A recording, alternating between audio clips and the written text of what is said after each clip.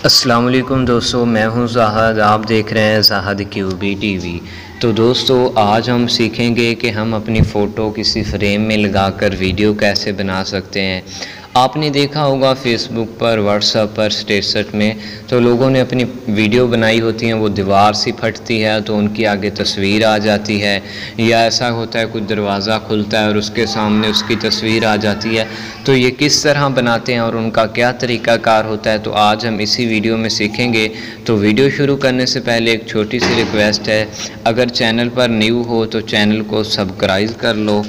इसी वीडियो के नीचे रेड कलर का बटन होगा ये वाला, तो इस पर आपने क्लिक करना है। तो जो ही आप क्लिक करेंगे तो सब्सक्राइब हो जाएगा।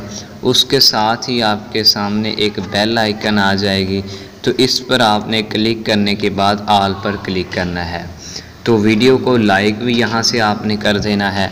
तो एक और बात के बाज़ लोगों को डिस्क्रिप्शन का नहीं पता होता वो कहाँ पर है, तो ये टाइटल आपके सामने नज़र आ रहा है, यहाँ पर जो लिखा हुआ है इस पर आप क्लिक करते हैं ना, इस तरह क्लिक करेंगे तो आपके सामने नीचे ये ओपन हो जाएगी डिस्क्रिप्शन। तो यहाँ पर लिखा होगा आपके सामने ऐप लिंक।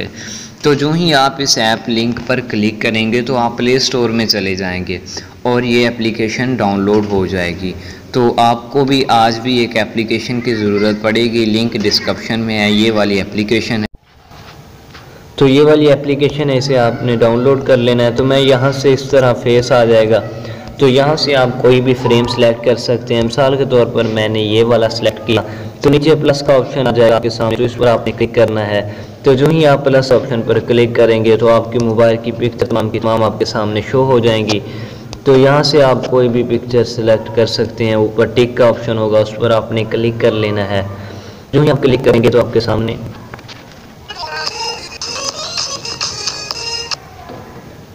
ये आपके सामने वीडियो बनकर आ जाएगी मुख्तलिफ डिज़ाइन में।